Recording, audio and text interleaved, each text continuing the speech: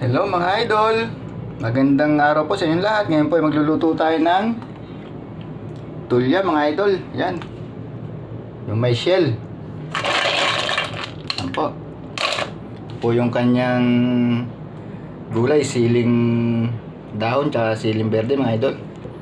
Tapos to, star margarine, gigisa natin. Yan, luya, onion, garlic mga idol. Lagyan na natin ng star margarine.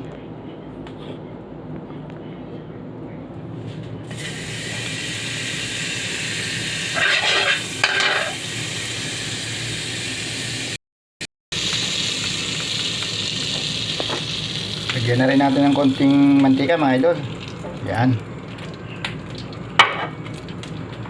Lagyan na rin po natin to, garlic, onion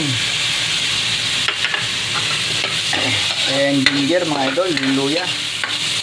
Yan, isa-isa lang po natin itong ating napaano ko na po to, napasuka ko na po, nababad ko na po to sa tubig, hindi na po siya marumi. Kailangan po bago lutuin mga idol, hugasan maigi, tapos ibabad sa tubig, tapos hugasan uli ng maigi mga idol. Yan.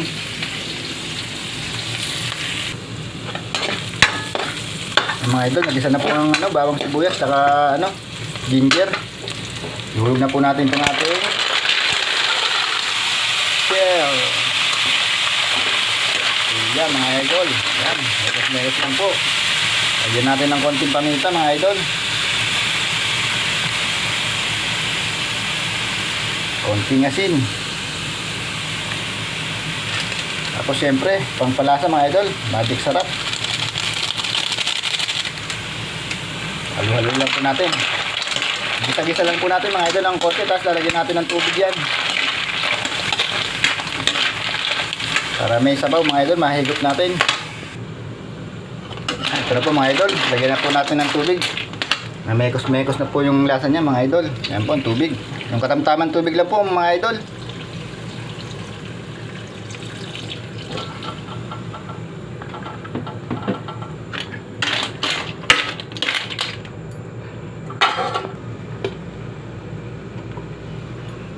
Po mga idol, kumulo na po ang ating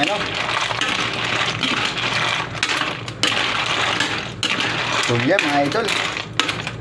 Lagay na po natin tong dahon ng sili at siling berde.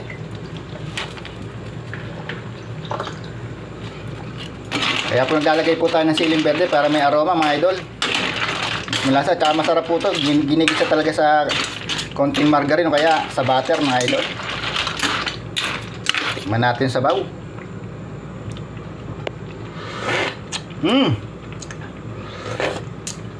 Ang sarap mga idol. Kaso kulang pa sa konting alat. Dagdagan pa natin konti.